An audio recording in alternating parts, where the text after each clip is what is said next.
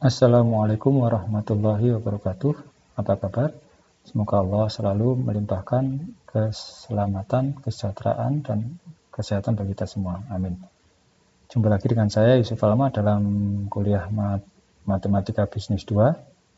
Kali ini kita akan melanjutkan pembahasan tentang partial derivatif ya, atau turunan parsial dengan topik yaitu unconstrained optimization atau optimisasi tanpa kendala. Ya. Maka tujuan dari kuliah ini adalah pertama memakai turunan parsial tingkat pertama untuk mencari titik stasioner pada fungsi dua variabel. Kemudian menggunakan turunan parsial tingkat keduanya untuk mengelompokkan titik stasioner fungsi dua variabel tersebut, lalu mencari keuntungan maksimum ya untuk satu perusahaan yang memproduksi dua barang, dan juga mencari keuntungan maksimum untuk perusahaan yang menjual barang tunggal tapi pada pasar yang berbeda, sehingga terjadi diskriminasi harga atau price discrimination ya. Oke, jadi seperti yang mungkin sudah kita duga bahwa untuk mencari titik maksimum dan minimum dari suatu fungsi dua variabel ini mirip dengan mencari hal yang sama untuk fungsi satu variabel. Tapi karena sifat daripada fungsi ekonomis yang ada beberapa variabel itu memaksa kita untuk membagi masalah optimisasi ini menjadi dua jenis, yaitu unconstrained dan constrained. Ya, kita pertimbangkan rumus berikut ini, yaitu fungsi U yang merupakan fungsi variabel X1 dan X2 sama dengan X1 pangkat 1/4 dan X2 pangkat 3/4 ya. Maka di sini nilai U itu merupakan ukuran kepuasan yang diperoleh dengan membeli item G1 sebanyak X1 dan item G2 sebanyak X2 ya. Maka hal alam yang bisa kita lakukan adalah mencoba mencari nilai X1 dan X2 sedemikian hingga nilai U itu sebesar mungkin, sehingga akan memaksimalkan utility atau kepuasannya ya. Tapi hal itu mungkin tidak terjadi kan? Karena utilitas itu akan naik tanpa batas ya, tanpa batas. Semakin bertambah dengan semakin banyaknya G1 dan G2 yang dibeli. Ya, tapi pada prakteknya hal ini tidak terjadi tadi. Ya, kenapa? Karena ada batas untuk berapa uang yang akan kita pakai untuk membeli masing-masing barang tadi. Ya, contohnya adalah kalau G1 itu harganya $2 dan G2 adalah $3. Sementara kita hanya punya $100 untuk membeli keduanya, maka total biaya untuk beli G1 dan G2 masing-masing sebanyak X1 item dan X2 item itu adalah 2X1 plus 3X2, dan kita karena dibatasi oleh anggaran hanya 100, maka langsung sama dengan 100 ya. Maka masalah ini menjadi masalah bagaimana memaksimalkan fungsi utilitas U dengan kendala, yaitu budget ya, adalah anggarannya adalah 2X1 plus 3X2 sama dengan 100. Maka kendala ini akan mencegah kita untuk menambah nilai X1 dan X2 yang lebih besar ya. Dan itu akan menjadi suatu solusi yang tertentu ya, solusi tertentu ya. Jadi X1 dan X2 nggak akan semakin besar ya. Oke, sekarang kita lihat persamaan Z sama dengan Z yang merupakan fungsi daripada XY ya. Maka di sini masalah yang sering itu adalah masalah memaksimalkan keuntungan, yang mana biasanya terdiri dari solusi yang tertentu ya, tanpa kita perlu menyelesaikan kendalanya atau constraint-nya ya. Oke. Misalnya di sini adalah fungsi profit adalah P, yang mana kita akan ada konflik ya, akan ada konflik untuk menyelesaikan fungsi profit ini ketika kita ingin memperbesar total revenue atau TR atau pendapatan sebesar mungkin, dan kita berusaha, dan juga pada saat bersamaan berusaha memperkecil total cost atau TC sekecil mungkin ya. Oke, sekarang kalau bagaimana kita mencari dan mengelompokkan titik stasioner untuk fungsi satu variabel, maka kita tahu di langkah pertamanya adalah setelah kita mendapatkan turunan pertama dari fungsi satu variabel tadi, maka kita langsung samakan dengan 0 ya, untuk kemudian kita menghitung X berapa. Nah, X-nya sama dengan A. Jadi untuk X sama dengan A, maka A itu akan membuat turunan pertamanya sama dengan 0. Lalu di langkah kedua, itu kita akan mengetahui apakah titik itu minimum, maksimum, atau bukan keduanya. Yaitu dari syaratnya, kalau untuk titik turunan kedua dengan X-nya adalah A, dan ternyata dia lebih besar dari 0, maka itu berarti titiknya fungsi ini punya nilai minimum di X sama dengan A tadi. Sebaliknya kalau dia kurang dari 0, maka X sama dengan A ini punya nilai maksimum ya. Dan kalau dia ternyata turunan kedua untuk A-nya itu sama dengan 0, maka tidak bisa dikelompokkan pada keduanya. Nah, demikian juga untuk Z, untuk fungsi dua variabel, yaitu Z sama dengan fungsi daripada XY, maka titik stasionernya itu ditentukan dengan menghitung partial derivatif ya, atau turunan parsial tingkat pertama terhadap X dan terhadap Y-nya, dan itu keduanya adalah sama dengan 0 ya, gitu. Jadi turunan parsial tingkat pertama terhadap X adalah 0, turunan parsial tingkat pertama terhadap Y adalah 0 ya. Nah, kemudian kita cari berapa X dan Y yang akan memenuhi persamaan tadi itu ya. Dan titik stasioner yang kita dapatkan itu dikelompokkan menjadi 3, yaitu titik minimum, titik maksimum, dan titik saddle atau titik pelana. Di sini kita bisa lihat pada gambar 59 ini ya, yang A ini adalah titik minimum, ini adalah titik maksimum, dan ini adalah titik pelana ya. Untuk yang titik yang gambar A ini, yang titik minimum, maka kalau kita berdiri di titik minimumnya dan kita hendak berjalan ke arah yang lain, maka pasti kita akan berjalan naik ya. Kenapa? Karena itu titik yang kita pijak ini adalah titik yang paling minimum ya. Begitu kita berjalan menjauh, maka sudah pasti itu akan naik, dan kita bisa memastikan bahwa titik stasioner AB ini merupakan titik minimum dengan jika dia memenuhi 3 kondisi ya, yang bisa dituliskan seperti di bawah ini, yaitu untuk X sama dengan A dan Y sama dengan B, maka turunan parsial tingkat 2 terhadap X saja, 2 kali terhadap X, maka dia lebih besar daripada 0, dan turunan parsial tingkat 2 untuk Y saja, maka dia juga harus lebih besar daripada 0, maka kemudian hasil kali keduanya ya, dikurangi dengan turunan parsial bergantian untuk X dulu baru kemudian Y, atau sebaliknya dikuadratkan, itu juga harus lebih besar daripada 0 ya. Nah, di gambar B ini juga merupakan titik maksimum ya. Jadi kalau kita berada di titik maksimum, maka ketika kita berjalan menjauh daripada titik itu, maka sudah pasti kita akan berjalan turun gitu, karena itu adalah titik yang paling maksimum. Maka untuk memastikan bahwa titik stasioner AB itu juga adalah maksimum, maka kita maka harus memenuhi 3 kondisi juga ya. 3 kondisi ini berlawanan ya, yaitu untuk turunan parsial tingkat 2 terhadap X saja atau terhadap Y saja, kalau tadi lebih besar daripada 0, kalau ini sebenarnya kurang daripada 0. Sementara untuk syarat ketiganya ini masih sama dengan yang di atas. Oke.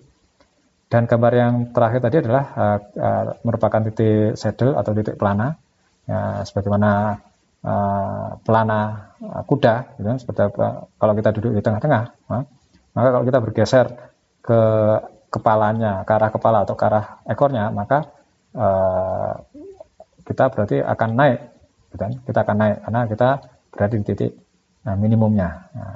Tapi kalau kita bergerak ke kiri atau ke kanan, maka kita akan turun, ya, bahkan bisa jadi jatuh, ya.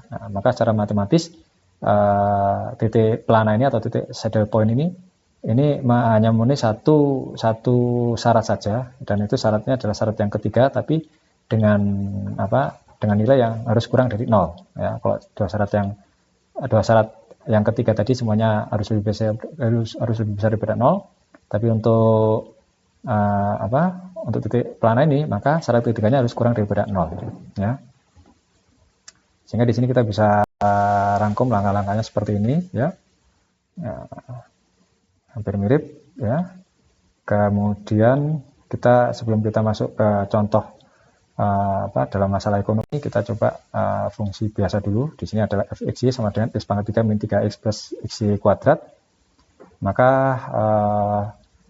langkah pertama kita akan menghitung tingkat turunan parsial tingkat pertama dan tingkat keduanya, ya. Ini turunan parsial tingkat pertama terhadap x, dan ini adalah terhadap y, dan ini adalah tingkat turunan parsial tingkat 2 terhadap x saja, terhadap y saja, atau bergantian keduanya, ya, keduanya bergantian, ya. Maka di sini kita bisa untuk turunan parsial tingkat pertamanya sama dengan 0, maka di sini kita bisa mendapatkan dua persamaan, ya, 3x kuadrat min 3 plus y kuadrat sama dengan 0 dan 2xy sama dengan 0, ya. Nah,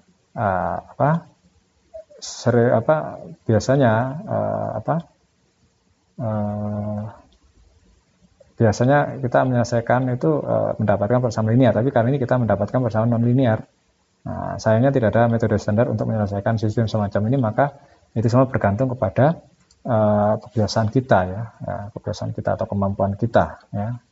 Nah, maka di sini kita mulai dari triknya dimulai dari persamaan yang kedua, yaitu 2xy sama dengan 0, ya. Kita tahu bahwa satu x atau y itu pasti 0, untuk mendapatkan hasil adalah 0, ya. Nah, maka di sini karena ada kemungkinan 0 itu bisa x juga bisa y, maka kita harus melihat semua kemungkinan itu, ya. Jadi kalau di sini kalau misalnya x-nya sama dengan 0, maka kita substitusikan ke persamaan pertama, x sama dengan 0 berapa? Nah, maka kita akan mendapatkan y kuadrat sama dengan 3, maka di sini y-nya adalah bisa min akar 3 dan bisa akar 3. Ini adalah, maka kita mendapatkan dua titik stasioner, ya, untuk x sama dengan 0. Demikian juga untuk y-nya sama dengan 0, ya.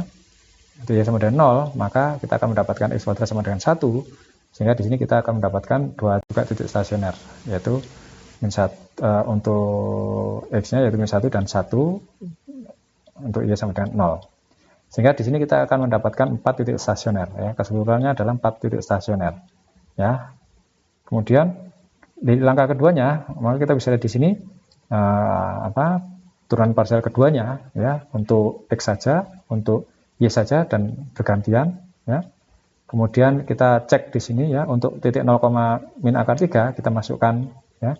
Ternyata hasilnya turunan parsial tingkat 2 untuk x saja 0, untuk y saja 0, kemudian untuk bergantian maka dia adalah min 2 akar 3. Kemudian ini dikalikan, ya, untuk memenuhi syarat yang ketiga ini, maka kita lihat adalah min 12, dan ini adalah kurang dari 0. Maka kesimpulannya, karena dia kurang dari 0, maka dia adalah titik pelana. Demikian juga untuk 0, akar 3, ya, maka hasilnya sama, yaitu syarat ketiganya itu kurang dari 0, maka dia adalah titik pelana. Untuk yang titik 1,0, maka setelah kita masukkan, kita substitusikan min 1 dan 0-nya nih, maka kita bisa memperoleh nilai negatif untuk turunan parsial tingkat 2 untuk x saja, dan negatif juga untuk turunan parsial tingkat kedua untuk y saja. Nah, sementara untuk fx-nya adalah 0, ya. Kemudian kita cek, kita masukkan ke syarat ketiga, maka ada 12, mana 12 ini adalah positif atau lebih besar daripada 0. Nah, karena nilai turunan parsial tingkat 2 untuk x saja dan y saja itu sama-sama kurang dari 0 alias negatif, maka kita bisa menyimpulkan bahwa titik min 1,0 adalah maksimum. Demikian juga untuk titik 1,0 ya. Demikian juga untuk titik 1,0 ya. Karena di sini titik karena di sini tegak turunan parsial tingkat 2 untuk X saja itu lebih besar daripada 0. Demikian juga untuk turunan parsial tingkat 2 untuk Y saja itu adalah 0 juga, lebih besar daripada 0 alias positif. Nah, sementara syarat ketiganya itu lebih besar daripada 0 juga, maka kita bisa simpulkan bahwa ini adalah titik minimum ya. Nah, sekarang kita masuk ke contoh soal untuk ekonominya. Dari sisi ekonomi, yang pertama adalah satu perusahaan memproduksi dua barang, dan yang satunya adalah satu barang yang diproduksi dengan market atau pasar yang berbeda. Contoh pertama, perusahaan ini akan memproduksi dan menjual dua barang, yaitu G1 dan G2, masing-masing harganya 1.000 untuk G1 dan 800 untuk G2. Nah, sementara total cost-nya mereka punya 2G1 kuadrat ditambah 2G1 G2 ditambah G2 kuadrat.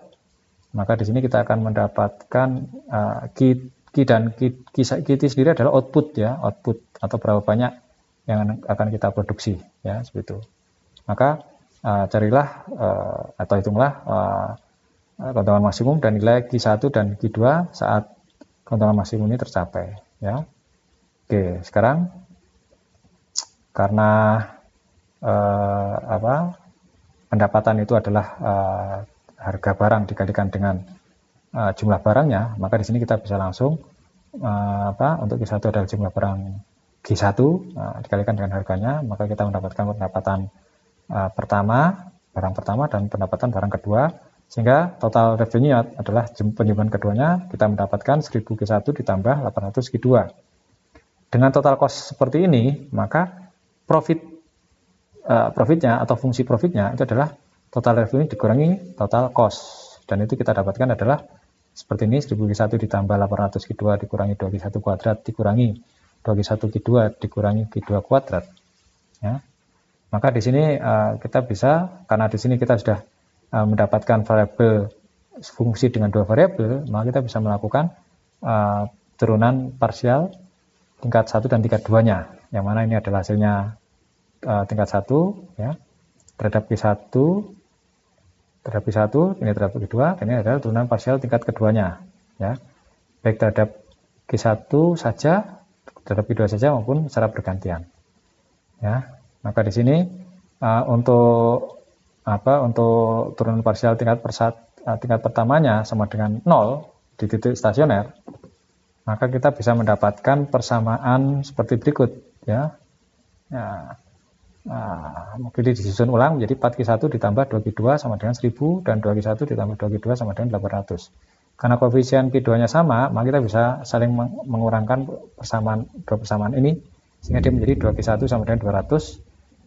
Maka kemudian dengan 2Q1 sama dengan 100 kita masukkan ke salah satu persamaan, maka kita dapatkan Q2 sama dengan 300, sehingga kita bisa mendapatkan profit di titik 100 untuk G1 dan 300 untuk G2. Kemudian kita periksa ya syarat-syaratnya. Maka syarat pertamanya memenuhi ya, syarat keduanya memenuhi ya, dan syarat ketiganya itu memenuhi juga ya, 4 lebih besar daripada 0 ya. Sehingga di sini kita bisa memastikan bahwa profit perusahaan ini bisa dimaksimalkan dengan memproduksi 100 item G1 dan 300 item G2 ya, seperti itu. Kemudian sehingga kita bisa mendapatkan profit untuk G1 sama dengan 100 dan G2 itu dengan mensubstitusikannya ke persamaan berikut, sehingga menjadi $170.000 ya. Oke. Kemudian untuk contoh yang kedua ya, jadi perusahaan ini boleh memberikan harga yang berbeda terhadap pasar domestik dan pasar industrinya. Untuk pasar domestik, maka permintaannya adalah P1 plus Q1 sama dengan 500. Untuk pasar industri bersamanya 2P2 ditambah 3Q2 sama dengan 720, di mana P itu mewakili harga, Q mewakili permintaan dengan total cost-nya adalah 50.000 ditambah 20 Q. Dan kita tahu bahwa Q itu sendiri adalah jumlah penjumlahan daripada Q1 dan Q2. Maka tentukan kebijaksanaan perusahaan untuk memaksimalkan keuntungan dengan diskriminasi harga dan hitung nilai profitnya tadi, ya. Oke, sekarang caranya bagaimana? Maka kita di sini bisa lihat bahwa dengan persamaan yang sudah diberikan ini, maka kita susun ulang, kita atur, ya, sehingga hanya muncul P1 saja, ya, karena P1 adalah harga, maka kita bisa mendapatkan revenue, ya, itu dari harga dikalikan dengan jumlah barangnya, yaitu P1 kali Q1. Maka kita mendapatkan TR1 adalah 500 Q1 dikurangi Q1 kuadrat. Demikian juga untuk P2-nya, kita akan mendapatkan TR2, itu dari P2 dikalikan dengan Q2. Kita mendapatkan 360 Q2 dikurangi 3/2 Q2 kuadrat. Maka total pendapatan itu adalah pendapatan untuk pasar industri dan pendapatan untuk pasar domestik, ya. Maka kita bisa lihat di sini, ya, ini tinggal dijumlahkan saja. Kemudian dengan total cost 50.000 plus 20 Q tadi, ya, di mana Q-nya adalah penjumlahan daripada Q1 dan Q2, maka kita tulis ulang, maka TC adalah 50.000 ditambah 20 Q1 ditambah 20 Q2. Kemudian untuk fungsi profit atau fungsi keuntungan sendiri adalah TR dikurangi TC, ya. Kemudian ini di sini kita semua tinggal memasukkan berapa TR-nya tadi dikurangi dengan TC-nya berapa. Setelah itu kita akan mendapatkan fungsi profit ini merupakan fungsi dengan dua variabel, yaitu Q1 dan Q2. Kemudian kita bisa melakukan turunan parsial terhadap turunan parsial tingkat pertamanya, baik terhadap Q1 maupun Q2. Kemudian kita bisa melakukan turunan parsial tingkat kedua, baik terhadap Q1 saja atau Q2 saja atau bergantian, ya, begitu. Maka dengan turunan parsial tingkat satunya itu sama dengan 0, ya, baik untuk Q1 dan Q2, maka kita bisa mendapatkan persamaan yang mudah di sini, ya. Jadi kita bisa langsung mendapatkan Q1 berapa dan Q2 berapa, karena mereka tidak berpasangan, ya. Di sini persamaan masing-masing persamaan itu tidak ada pasangannya. Jadi Q1-nya berdiri sendiri di persamaan pertama, Q2-nya berdiri sendiri di persamaan kedua. Sehingga di sini kita bisa melihat bahwa dengan Q1 sebesar itu, ya, dan keduanya sudah kita dapatkan, kita masuk ke melihat kondisinya apakah memenuhi, ya. Maka di sini kita bisa lihat kondisinya untuk turunan parsial tingkat 2 terhadap Q1 saja itu negatif, demikian juga terhadap Q2 saja itu adalah negatif juga, maka itu adalah kurang dari 0. Sementara di sini untuk syarat ketiganya kita bisa lihat bahwa dia lebih besar daripada 0, ya, atau positif, ya, positif. Maka dengan Q1 sama dengan 240 dan Q2 sama dengan 340/3, maka kita bisa tahu harga masing-masing, ya. Maka P1-nya berapa? $260, Q2-nya adalah $190. Nah, pada akhirnya kita bisa mendapatkan profit, ya, dari Q1 dan Q2 tadi, yaitu ketika langsung disubstitusikan, maka kita bisa mendapatkan bahwa hasil keuntungan maksimumnya adalah 26.866,67. Oke, demikian yang bisa saya sampaikan. Nah, terima kasih atas perhatiannya. Saya akhiri. Wassalamualaikum warahmatullahi wabarakatuh.